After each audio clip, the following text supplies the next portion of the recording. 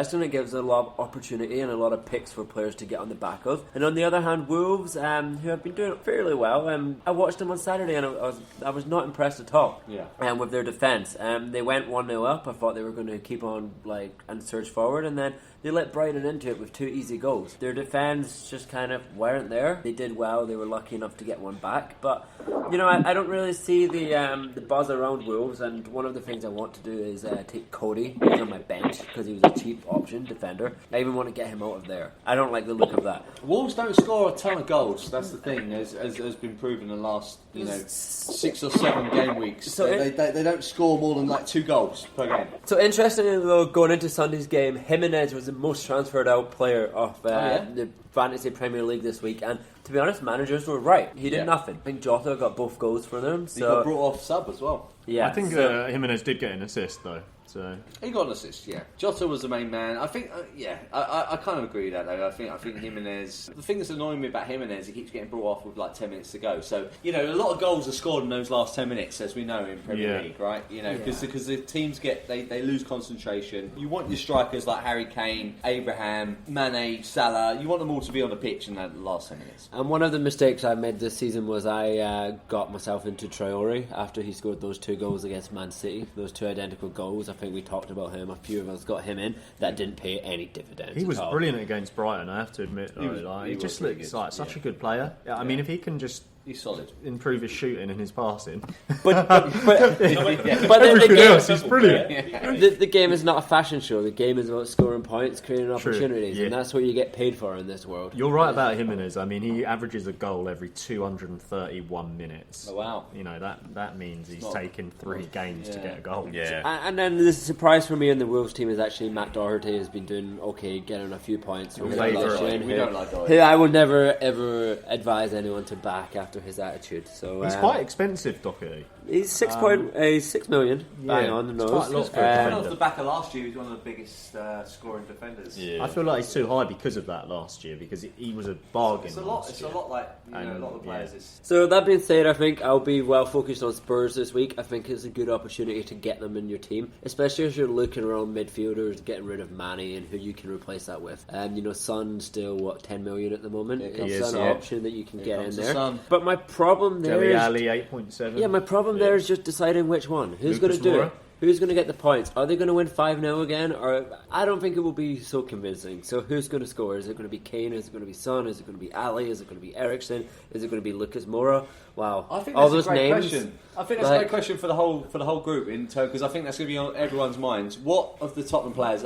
Right, Son is obvious, right? But he's 10 million. Let's say you can't. Do you do surgery to your team and you get Son in, or you get Harry Kane, or do you go with Dele Alli? Because is Dele Alli really going to carry on this rich form under Jose Mourinho? It's a tough one, isn't it? I mean, Dele Alli, in all fairness, he's been. Yeah, I think the only thing with Dele Alli is just injury, right? Is maybe more of an injury concern than the other players that we mentioned in terms of kind of Son and Kane. I don't think we can include Lucas Moura in this. I think Palace, you've mentioned it before. He's kind of inconsistent, but 40 points this season compared to you're looking at Son on 88. And even Kane, who we think would be firing blanks this season. I mean, even Dele Alli's on 60 he's on 83 points. But I mean, I think, to be honest, consistency. It depends on who you can afford. I think if you're looking for the cheap option, go with Dele Alli. Well, Son we think's up there, but last 3 game weeks, right? Son has turned you over a 10, then a 2, then a 12. Dele's done you a 15, 9, 9. So Dele is in form. And he's not going to be in form much throughout the season, I don't personally think, unless Mourinho really changes. If you've got the money between Kane and Son, who do you go for? I went Kane. I just think, I don't know, and it's a 50-50 flip or coin. I think they've both got tremendous amount of skill and finishing power.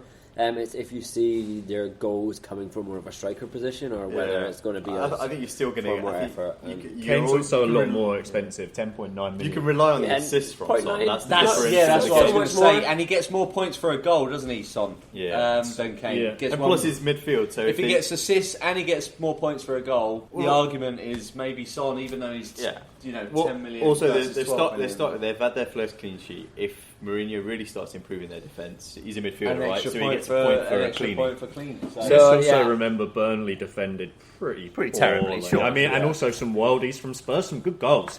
But you know Mourinho is They going to should have improve the got defence. 9. He will do that. So on that question, Son is by far more popular among I global think fantasy Son, Premier yeah. League managers Right. in terms of transferring in this game week. 3 times as many as people who have transferred in Kane. But for me, I'm going to stick with Kane, and we might even see one of these players come up in a captain contender later on. Captain contender. Coming up. So how many goals do you think Spurs will get against Wolves? Do you think they'll win, obviously? Yeah, I think they'll I win think it'll 3-0. be exciting. 3-0 to Spurs v Wolves. I don't disagree. know. Can't see that. Wolves are at home. I think I Their disagree. defence 3-1, was I reckon. That's terrible what Sean- at the that's what weekend. Sean's Both thinking, goals though. they conceded were just absolute nothing, where they just fell asleep. True, I don't against think- Brighton, that's true. I don't, Like, think horrible. Tottenham are a brand new team just because of Jose Mourinho. I think there's still going to be problems there. I mean, Sean's got a point. I mean, they are attacking more so than, say, a Brighton, and more. We'll go on to that Brighton Morpay guy later. But that looks like a nice game to me. I think it'll be a good game. I think it can be I think it'll be open. I goals. think there's going to be chances. I think it'll be attacking. To be seen. Okay, Patrick Vieira, take us away, my boy. We need to get off of this one. We need a new game. Where are the points in your opinion? I'm going for an easy one, Leicester versus Norwich. Norwich have let in an average of 2+ goals for the last 5 games. Okay. Leicester have been scoring 2 or more goals for the last 5 games, so you do the maths. It's 0-0 this, isn't it? No, I mean, it's written.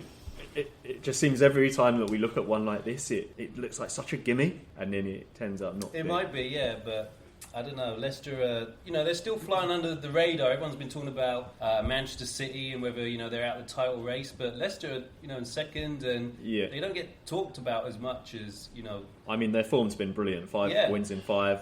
What do you think the score could be, Patrick? 3-0. 3-0. 3-0. 3-0. Is that how Baby Raheem says 0? That's how Americans say it. some milk. That's the American version, Zip. Okay, good man. Patrick, question I got for you though. Leicester players, obviously Vardy's up there. Midfielders for Leicester. I'm still trying to work out the midfield, and I still actually now, after we had this discussion previously, Maddison is just by far and above the best, is he? Do you see anything else? Brilliant. I've had him in my team all along, and he's always been pretty consistent for me. There's only been a couple of games where he's had a 2 or a 3, but yeah, he's a solid midfielder for me. And I think Russ touched on it the other week, how he plays really well with Vardy. Yeah, it's true. He does. So yeah, I have those two. I have both of those in my team, and they're the ones that keep me entertained. yeah, getting some points. Keep you having a restful night's sleep. Yeah. The other one you got in Leicester. So interestingly, Leicester total points for the Leicester team: Vardy 128, Maddison 86, then Ricardo Pereira and Evans and Soyuncu. The 3 defenders straight. He almost scored at the weekend. Sion. He did, Did you see that? I wish he did. Madison landed I think on. we were all thinking, that's a lovely. But it landed on the keeper's head, didn't it? On Heaton's face. Yeah, Took him right in he the face. literally couldn't get out of the way of it. Johnny Evans is starting to fast become one of the more kind of transfer defenders in. To be honest, he's seen a That's a good 100.3 price how much rate. is he? How much is roughly? Do you know he's 5.1 million and he's only in 4.3% of teams compared to Soyuncu, who's in 20%. I think that's it. Soyuncu kind of popped the game weeks back and got a few goals. That was his kind of rise, but it's not a bad shout, to be honest. If you haven't got their Leicester defenders still defender look in. dangerous, don't they? They look They very do. dangerous. Yeah. Harvey Barnes, we touched upon him last week.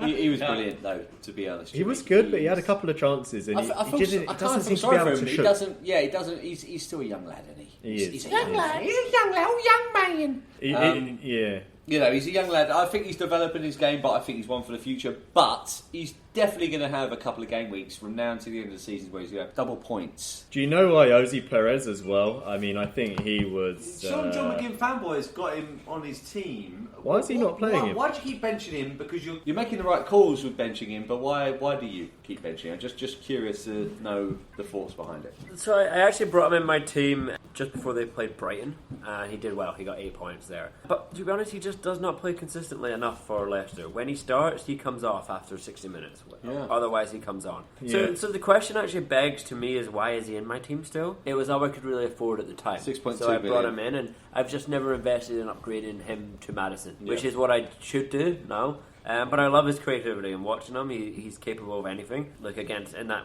yes, albeit they won 10-0 against Leicester, against Southampton. But how well did he do? Right? Yeah. The 3 goals, the bonus points, despite only playing 73 minutes. Yeah. And now Nachio's come into the picture. Leicester are just brilliant, aren't they? And I know Captain Russ was saying how much he was enjoying watching him on the weekend. And do you know who I love? I love Tielemans. I think he is a hell of a player. Like Tielemans just keeps that midfield ticking over. He does, yeah. He is a brilliant football player. He is fantastic. The whole team's brilliant. But enough about Leicester. There is value there. There's chances. There's a lot of players. I do think, Vardy, Maddison, we've called them out. Up to you if you want to experiment with the other. I don't think you can really go too wrong with a defender from Leicester as well. And Iheanacho, as Ricky's going with now. You think he's going to keep playing? That's the only thing with Iheanacho. Well, it seems to be that he's replaced, going on the back of the Perez comment. Yeah. I think he's replaced Perez, really. Yeah. I think Perez wasn't quite doing it. He was being brought off, like as John McGinn fanboy was saying. And I think Iheanacho, now he's staked his claim. Yeah. Iheanacho's been at Leicester for a couple of years now, so it's not like he's just a new boy on the block. He's been there, he's turned up the form, and he could be a cheap option that you get up front, 5.7 million. I think my problem is he's only played 2 games all season, and they were both off from the, Let's bit not get ahead of parts. ourselves, exactly. He's done 91 minutes in total.